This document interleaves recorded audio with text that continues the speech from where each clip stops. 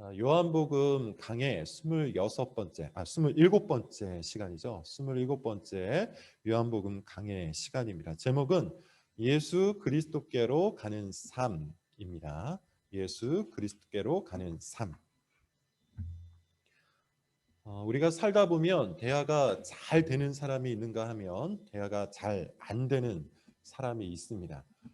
기준은 대개 다 주관적이죠. 내 말과 내 마음을 잘 받아주면 대화가 잘 된다. 이렇게 이야기를 하고 내 말과 마음을 받아주지 않으면 대화가 잘 안 되는 사람. 우리가 이렇게 규정을 해버립니다. 어,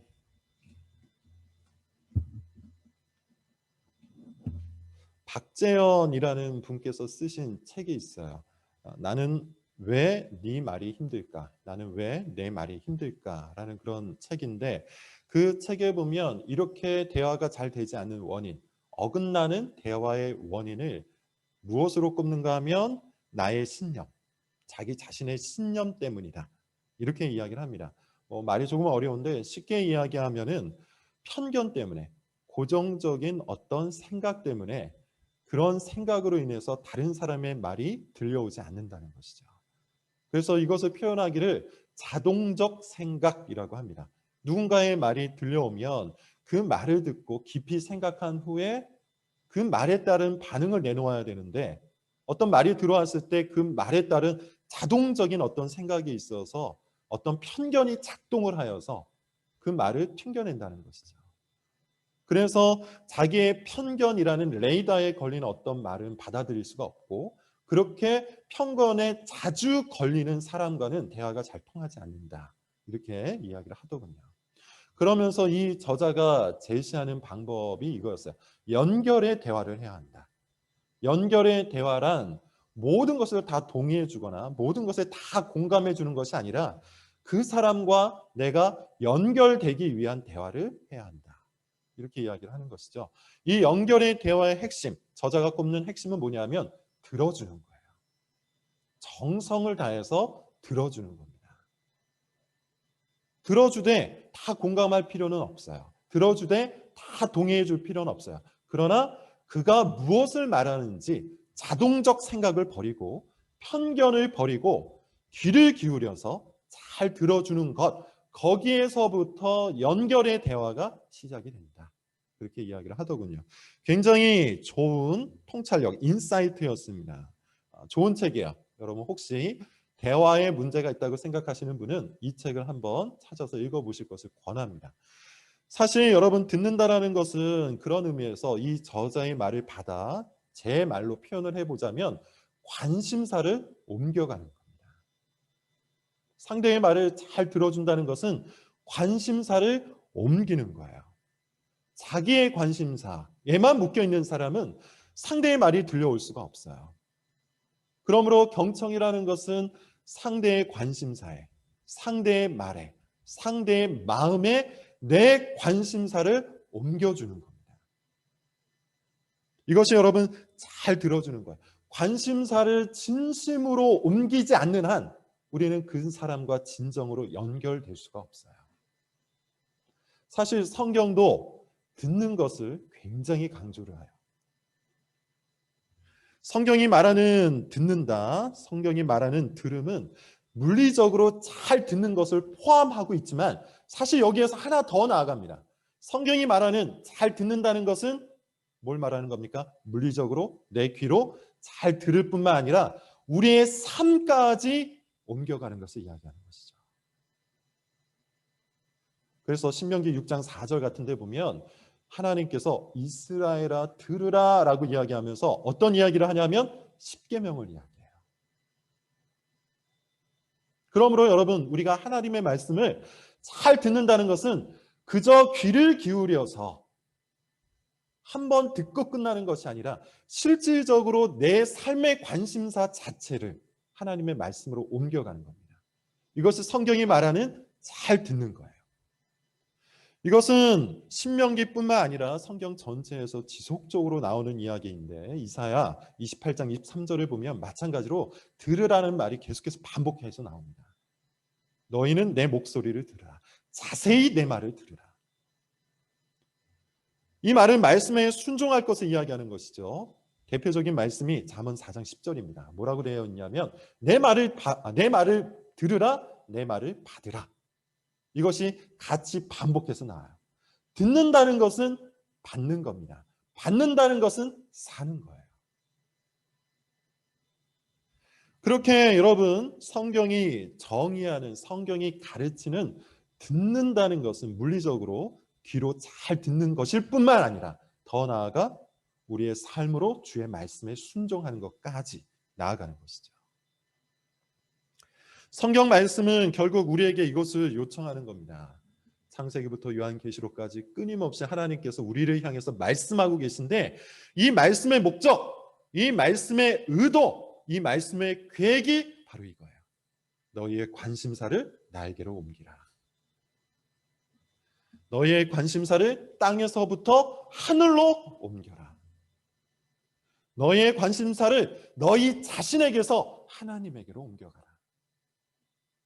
너희의 관심사를 자기의 필요, 자기의 성취, 자기의 만족, 거기에서부터 하나님 나라, 교회, 예수 그리스도에게로 옮겨가라. 이것이 끊임없이 하나님께서 성경 말씀을 통해서 우리에게 요청하는 겁니다. 그리고 우리가 지금까지 살펴봤던 요한복음의 모든 말씀이 바로 그거예요. 믿는다라는 말이 사실 잘 듣는다는 말과 동의어예요. 요한복음의 기록 목적이 뭐라고 했습니까? 이 모든 것을 기록함이 너희로 하나님의 아들이심을, 예수 그리스도가 하나님의 아들이심을 믿게 하려 하는 것이다. 이것이 요한복음의 기록 목적이에요. 즉 요한복음의 기록 목적은 뭐냐 하면 이 글을 읽는 자, 이 말씀을 듣는 모든 자들로 하여금 관심사를 옮겨갈 것, 우리의 생각을 옮겨갈 것, 우리의 감정을 옮겨갈 것, 우리의 삶을 옮겨갈 것을 요청하는 것이죠. 그래서 우리가 지난 시간에 예수님의 말씀을 통해서 살펴봤는데 예수님께서 계속해서 우리에게 뭘 요청하고 있어요? 너희는 내게로 오라. 너희는 내게로 오라. 뭐라 그랬습니까? 예수님의 초청이요.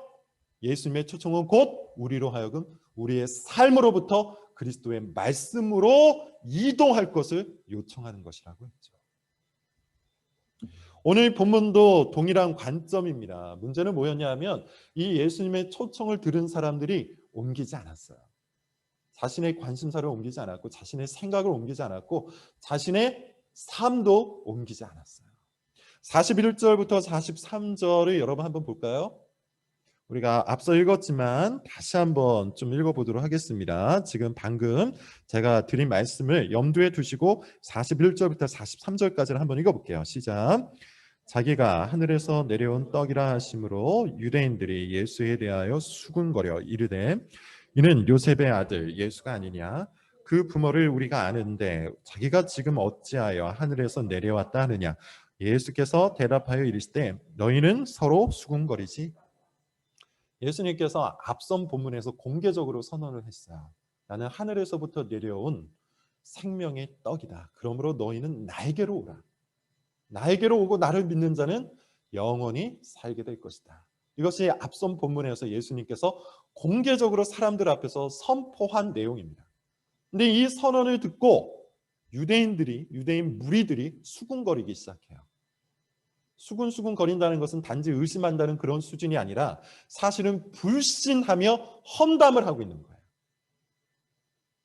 좋은 의도가 아니었다는 것이죠. 그래서 42절을 보면 그가 이렇게 이야기합니다. 그들이 이렇게 이야기를 하는데 요셉의 아들 예수가 아니냐. 그 부모를 우리가 아는데 그는 왜 지금 하늘에서 내려왔다고 말하고 있느냐. 무슨 말입니까? 예수님께서는 이렇게 말씀하셨어요. 내가 하늘에서부터 내려왔다. 그리고 나의 아버지는 하나님이다. 그런데 유대인들은 예수님의 말씀을 듣고도 여전히 무엇에 사로잡혀 있었습니까? 땅의 편견, 자신들의 관심사에 사로잡혀 있었기 때문에 예수님의 말씀이 들려오지 않았어요. 하늘에서 내려왔다고 했는데 그들은 여전히 땅의 관점에서부터 예수님을 바라보고 있었죠. 저는 나사렛에서 온 걸 알고 있는데 왜 하늘에서 왔다고 얘기하느냐. 하나님이 아버지라고 하는데 우리가 그의 아버지가 요셉인지 다 알고 있지 않느냐. 이것이 그들의 편견이었어요. 이것이 그들의 고정관념이었어요. 그래서 그들의 귀에는 예수 그리스도의 말씀이 들려오지 않았던 거예요. 대화가 전혀 되고 있지 않습니다. 근데 여러분, 사실 요한복음 전체에서 모든 사람들과의 대화가 다 이런 식이었죠. 예수님과 니고데모의 대화 기억이 나시죠? 예수님께서 계속 말씀하심에도 불구하고 니고데모가 알아먹지를 못했어요. 예수님과 사마리아 여인과의 대화는 또 어땠습니까? 예수님께서 계속 말씀하셨음에도 불구하고 그는 알아듣지 못했어요. 지금 유대인들과의 대화도 마찬가지예요. 이유가 어디에 있습니까? 왜 그들은 예수님의 기적도 보고 예수님의 말씀도 들었음에도 불구하고 여전히 그들은 예수 그리스도에게로 가지 않았는데, 도대체 그 이유가 어디에 있냐는 거예요. 앞서 말씀드린 것처럼 관심사가 달랐기 때문이죠. 그래서 서로 다른 말만 하는 거예요. 대화가 통하지 않고 있는 거예요. 서로 벽을 보면서 이야기하는 것처럼 느껴지고 있는 것이죠. 지금 유대인의 관심사는 어디에 있죠? 앞서 일어났던 오병이어 기적에 있어요. 예수님께서는 이 오병이어 기적을 통해서 무엇을 말씀하고 계신 겁니까? 내가 바로 생명의 떡이다. 내가 바로 하늘에서부터 내리는 생명의 떡이니 너희는 나에게로 오면 된다. 그러면 영원히 살게 될 것이고 영원히 배부르게 될 것이고 영원히 안식하고 행복하게 될 것이다. 이것이 예수님의 말씀이에요. 그런데 유대인들의 관심사는 어디에 있어요? 오로지 육체적인 떡, 그들이 먹었던 그 물리적인 떡에만 있는 거예요. 예수님 다시 한번 이 오병이어와 같은 기적, 모세가 했던 그 만나의 기적과 같은 기적을 우리에게 주셔서 우리가 날마다 먹을 것 때문에 고민하지 않도록 해주세요. 이게 유대인들의 관심사였어요. 그들은 그들의 필요, 그들의 만족, 거기에만 관심을 두고 있었던 겁니다. 그래서 그들의 시선과 그들의 생각과 그들의 마음을 하늘로 이끌고자 했던 예수님의 말씀이 들려오지 않았던 거예요. 사실 여러분, 여기에 가장 커다란 문제가 있죠. 우리가 교회 생활을 10년, 20년, 신앙 생활을 30년 동안 함에도 불구하고 우리 삶에 변화가 없는 이유가 어디에 있을까요? 그토록 오래 교회 생활을 했는데 교회 생활이 곧 나의 행복과 만족의 기준이 되지 못하고 있는 이유가 어디에 있을까요? 여러 가지 이유가 있을 겁니다. 그러나 가장 본질적인 이유는 우리의 관심사가 우리의 필요에만 꽂혀 있기 때문이에요. 이것은 일종의 역설입니다. 우리의 필요에 관심사가 꽂혀 있는 한 우리는 진짜 만족을 누릴 수가 없을 거예요. 진짜 행복을 얻을 수가 없을 겁니다. 예컨대 1993년에 화폐 개혁이 일어난 적이 있습니다. 혹시 나이가 있으신 분들은 아실 수가 있겠는데 그 이전만 하더라도 100원짜리 지폐, 500원짜리 지폐가 있었어요. 그래서 제 기억으로는 설날이나 추석 때 친척들에게 500원짜리 지폐를 세뱃돈으로 받았던 그런 기억이 있습니다. 그런데 한국은행에서 몇 년 동안 계속해서 공지를 했어요. 1993년까지만 이 지폐가 활용이 가능하고 그 이후부터는 동전으로 다 바꿀 거다. 이렇게 계속해서 공지를 했습니다. 그런데 어떤 사람이 이 공지에 관심을 두지 않아, 이 공지를 듣지 않아, 그리고 계속해서 500원짜리 지폐를 수집한다고 한번 생각을 해보세요. 500원짜리 지폐로 무엇인가 할 수 있고 이것이 돈의 가치가 당시에는 있었기 때문에 이것을 계속해서 이 수집에 여기에 꽂혀서 500원짜리 지폐, 100원짜리 지폐만 계속해서 수집한다면 1994년 이후 어떻게 되는 것이죠? 그 화폐 가치가 다 제로가 되어버리는 것이죠. 쓰레기가 되어버리는 것이죠.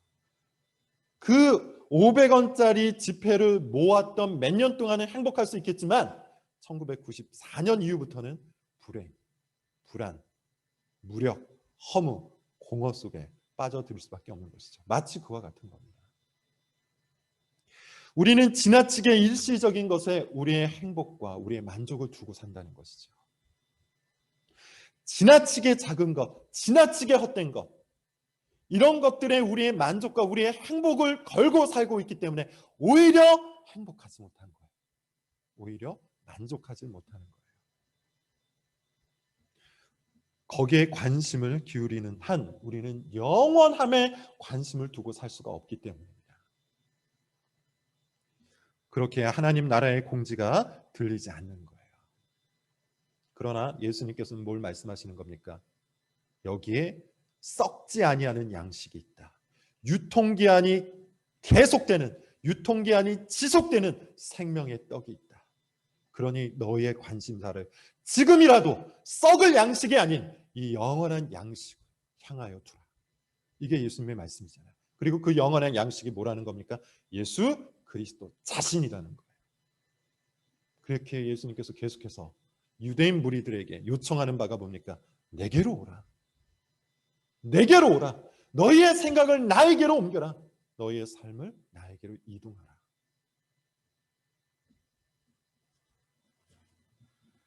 관심사가 다르면 여러분 예수님과 대화가 되지 않습니다. 들리지가 않는다는 것이죠. 들리지 않으면 당연히 우리의 삶이 옮겨갈 수가 없어요. 삶이 바뀌지가 않아요. 교회를 오래 다녀도 우리가 변하지 않는 이유, 교회를 오래 다녀도 신앙생활이 오히려 나를 힘들게 하고 만족을, 행복을 누리지 못하게 만드는 이유가 바로 거기에 있는 겁니다. 예수님과 대화가 되지 않기 때문에. 우리의 관심사가 오로지 이 일시적인 것에 머물러 있기 때문에, 그 영원함에 우리의 관심사가 있지 않기 때문에 오히려 우리 마음속에 불안함이 있고 공허가 있는 겁니다. 대표적인 증상이 여러분 뭘까요? 이렇게 우리의 관심사가 다른 곳에 있어서 예수님과 대화가 되지 않을 때 나타나는 대표적인 증상 세 가지가 있어요. 첫 번째, 설교가 들리지 않습니다. 두 번째, 말씀이 읽히지 않습니다. 세 번째, 기도가 나오지 않아요. 왜 그럴까요? 설교랑 말씀이랑 기도가 나의 실질적인 삶에 아무런 의미와 가치와 효력이 없다고 생각하기 때문에. 지금 나의 관심사는 이 실질적인 삶, 육신의 떡에 있는데 설교와 말씀과 기도는 계속해서 우리의 마음과 생각을 하나님께로 옮길 것을 요청하고 있으니 들려오겠습니까? 마음에 새겨지겠습니까? 내 삶에 아무런 의미와 효력과 가치가 없다고 생각이 되기 때문에 설교가 들리지 않고 말씀을 읽히지 않고 기도가 나오지 않는 거예요. 그러나 여러분, 관심사를 옮기는 것은 정말로 중요한 겁니다. 얼마나 중요한지 한번 44절부터 46절을 한번 보겠습니다. 44절부터 46절 우리 같이 한번 읽어보도록 하겠습니다. 시작. 나를 보내신 아버지께서 이끌지 아니하시면 아무도 내게 올 수 없으니 오는 그를 내가 마지막 날에 다시 살리리라. 선지자의 글에 그들이 다 하나님의 가르치심을 믿으리. 기록되었은즉 아버지께 듣고 배운 사람마다 내게로 오느니라. 이는 아버지를 본 자가 있다는 것이 아니니라. 오직 하나님에게서 온 자만 받느니라. 자, 그 내용을 여러분 한번 보시면 어떻습니까? 지금 예수님은 이 말씀을 누구에게 하고 있는 거죠? 수군거리는 유대인들에게 이 얘기를 하는 거예요. 즉 예수님께로 그 시선을, 예수님께로 그 삶을 옮기지 못한 자들에게 말씀하시길. 뭐라고 얘기하는 겁니까? 아버지께서 이끌지 않으면 아무도 나에게로 오지 못한다. 그 말은 여러분 뭘 말하는 겁니까? 우리의 관심사를 예수님께로 옮기는 것이 신앙의 본질이라는 거예요. 우리의 시선과 우리의 생각과 우리의 삶을 예수 그리스도께로 끌고 가는 것, 예수 그리스도께로 이동시키는 것이 믿음의 본질이라는 겁니다. 만약 너희가 관심사를 나에게로 옮기지 못한다면 그러면 그것은 너희가 아버지께서 이끄는 자가 아니라는 뜻이다. 왜냐하면 아버지께서 이끄는 자는 다 나에게로 오기 때문이다. 45절도 같은 말을 합니다. 아버지께 듣고 배운 자는 나에게로 온다. 나를 믿는다. 믿음의 본질, 신앙의 본질은 우리가 그리스도께로 이동하는 거예요. 우리의 모든 것을 들고 그리스도께로 옮겨가는 거예요. 그리스도 안으로 들어가는 거예요. 자기 관심사에 머물면서 가끔씩 신앙에 접속하는 그런 수준이 성경이 말하는 신앙이 아닙니다. 성경이 말하는 신앙이라는 것은 비록 조금씩이지만 꾸준하게 우리의 관심사를 그리스도께로 옮겨가는 거예요. 그게 신앙이에요. 그게 신앙의 활동이에요. 관심사를 옮긴다는 것은 단순히 흥미를 갖는 그런 수준이 아니죠. 지금 본문에 나오는 이 유대인들은 예수님께 흥미가 있어요. 예수님의 오병이어 기적을 보고 엄청난 관심을 갖고 흥미를 갖고 예수님을 쫓고 있어요. 그러나 예수님이 요청하시는 너희는 내게로 오라 라는 이 말씀은 그런 흥미 정도에 머물러 있지 않습니다.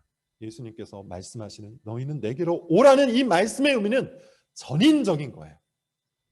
너희의 모든 것을 들고 나에게로 오라. 너희의 인격을 들고 나에게로 오라. 너희의 생각과 너희의 감정과 너희의 삶을 내 안에 두라. 이것이 예수님의 요청입니다. 그런 의미에서 여러분 우리는 계속해서 그리스도께로 이끌려 가야 돼요. 그리스도께로 이끌려 가야 돼요. 아주 중요한 이야기입니다. 하나님 아버지께서는 아주 다양한 수단으로 우리로 그리스도께로 가도록 인도하시는데 보편적인 방법과 특별한 방법이 있어요. 보편적인 방법이라는 것은 우리가 흔히 알고 있는 것처럼 말씀이라든지 기도라든지 교회라든지 아니면 신앙의 여러 가지 프로그램이라든지 이런 것들을 통해서 우리의 관심사를 그리스도께로 이끌고 가시죠. 그래서 여러분 우리가 말씀을 읽고 들어야 되고 기도를 해야 하고 또 열심히 교회의 프로그램들을 활용해야 하는 것이죠. 그 자체가 목적이 아니라 이것을 수단으로 우리가 그리스도께로 우리의 관심과 삶을 옮겨가야 하기 때문에 또 하나님께서는 특별한 방법으로 우리를 인도하시기도 하는데 우리 삶의 경험, 곧 기쁨의 경험, 고난의 경험, 슬픔의 경험 또 여러 가지 즐거운 삶의 경험들을 통하여 우리를 그리스도에게로 인도해 가십니다. 무엇이 되었든 간에 하나님께서 사용하시는 그 수단에 우리가 이끌릴 수 있어야 돼요. 여기서 여러분 한 가지 오해를 우리가 잘 좀 해결하고 넘어가야 되는데 어떤 사람들이 은혜의 하나님을 오해해서 이렇게 생각하는 경우가 있어요. 아무것도 하지 않아도 하나님께서 때가 되면 알아서 은혜를 주시겠지. 아주 틀린 말은 아닙니다. 정말 하나님께서 원하신다면 자신의 때에 은혜를 베풀어 주셔서 우리를 바꾸어 내실 수 있어요. 그러나 하나님의 보편적인 방법은 그렇지 않아요. 하나님의 보편적인 방법은 하나님의 뜻을 하나님의 수단으로 이루어 가시는 겁니다. 예컨대 이런 거예요. 하나님은 우리를 구원하시기로 계획하셨어요. 이것이 하나님의 뜻이에요. 그런데 하나님이 우리를 구원하시기로 계획하시고 그것을 목적으로 일하실 때 무엇을 갖고 일하시냐면 말씀을 갖고 일하세요. 말씀이 수단이 돼요. 그래서 설교가 중요하고 그래서 전도가 중요한 것이죠. 또 하나님께서는 우리를 성장시키시기로 계획하십니다. 그것이 하나님의 목적이에요. 그런데 마찬가지로 우리를 성장시킬 하나님의 계획은 하나님의 목적은 하나님의 수단과 더불어서 일어나요. 그게 뭡니까? 우리가 계속해서 배웠던 것처럼 은혜의 방편들이에요. 말씀과 기도 그리고 교회입니다. 그러므로 여러분 우리가 그리스도에게로 이끌려 가려면 우리의 관심사를 그리스도께로 옮겨가려면 이와 같은 수단들 하나님께서 우리를 이끌어 가시는 이런 수단들을 열심히 붙들 필요가 있다는 것이죠.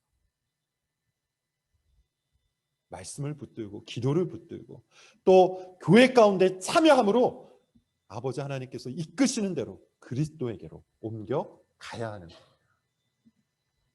결론을 맺겠습니다. 여러분 오늘 본문 47절부터 51절을 읽겠습니다. 47절부터 51절 자 시작. 진실로 진실로 너희에게 이르노니 믿는 자는 영생은 내가 곧 생명의 떡이니라. 너희 조상들은 광야에서 만나를 먹었어도 죽었거니와 이는 하늘에서 내려오는 떡이니 사람으로 하여금 먹고 죽지 아니하게 하는 것이니라. 나는 하늘에서 내려온 살아있는 떡이니 사람이 이 떡을 먹으면 영생하리라. 내가 줄 떡은 곧 세상의 생명을 위한 내 살이니라 하시니. 결론적으로 예수님께서 유대인 무리들에게 요청하시는 게 뭡니까? 나를 믿으라는 것이죠. 나를 믿으라. 생명의 떡인 나를 믿으라. 그러면 영생을 얻게 될 것이다. 특별히 광야의 만나와 계속해서 대조하시는데 왜 광야의 만나와 대조하십니까? 이 유대인 무리들이 예수님께서 이런 만나의 기적을 일으키시기를 계속해서 요청하고 있기 때문이에요. 그러나 광야의 만나, 모세가 준 광야의 만나를 먹은 그들은 다 죽었습니다. 그것은 썩을 양식입니다. 비록 기적으로 일어난 사건이지만 썩을 양식에 불과해요. 그러나 예수님께서 주실 생명의 떡은 영원한 생명의 양식이에요. 이것이 예수님의 말씀입니다. 그러므로 예수님께서는 지속적으로 유대인 무리들에게 무엇을 요청하는 겁니까? 너희의 생각과 감정을 나에게로 옮겨서 나를 믿으라. 이것이 오늘 본문의 결론이에요. 예수님을 믿어야 되는 이유 뭡니까? 예수님께서 영생을 약속하시기 때문입니다.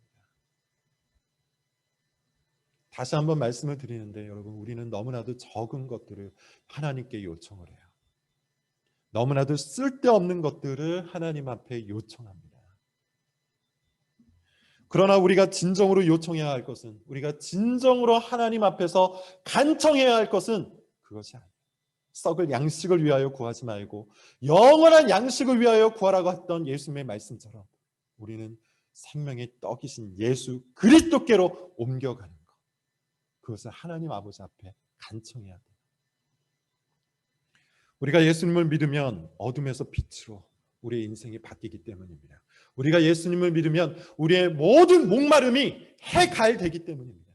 우리가 예수님을 믿으면 배고픔에서 배부름으로, 우리가 예수님을 믿으면 불행에서 행복으로, 우리가 예수님을 믿으면 불안에서 안식으로 우리의 삶이 변화되기 때문에 이것이 말씀의 약속입니다. 지난주에 이어서 다시 한번 여러분들에게 강력히 권합니다. 우리가 왜 불안한지 아십니까? 불안한 것을 요구하기 때문이에요. 우리가 왜 불행한지 아십니까? 불행한 것들을 요구하기 때문이에요. 망망대해에서 파도를 만났을 때 여러분, 우리가 요청해야 되는 것은 뭡니까? 망망대해에서 파도를 만나는데 고작해야 맛있는 음식을 요청한다면, 망망대해에서 배를 뒤집어 엎을 만한 어마어마한 파도를 만났는데 고작해야 근사한 옷을 요청한다면, 고작해야 나를 위한 관계를 요청한다면, 이 얼마나 어리석은 일입니까? 나의 불안과 나의 불행이 잠재워지지 않는 이유가 바로 거기에 있어요. 망망대해에서 엄청난 파도를 만날 때 우리가 요청해야 되는 것은 뭡니까? 구조선이에요. 우리의 생명을 살릴 구조선입니다. 우리의 생명을 보존시킬 피난처입니다. 광풍을 뚫고 걸어서 배에 오심으로 바람을 잠잠케 하시고 파도를 잔잔하게 하신 예수 그리스도를 우리가 요청해야 한다는 것이죠. 우리의 요구가 그와 같이 바뀔 때, 우리의 관심이 그와 같이 바뀔 때 우리의 필요도 바뀔 것이고, 우리의 필요가 바뀌면 우리가 진정으로 안식과 행복을 얻게 될 겁니다. 우리의 관심사, 우리의 필요가 바뀔 때 약속할 수 있습니다. 반드시 행복과 반드시 안식이 우리에게 주어질 거예요. 이것은 저의 약속이 아니라 하나님께서 말씀을 통해서 우리에게 주신 약속입니다. 이 약속을 붙들며 일주일 동안 사시기를 바랍니다. 기도하겠습니다. 하나님,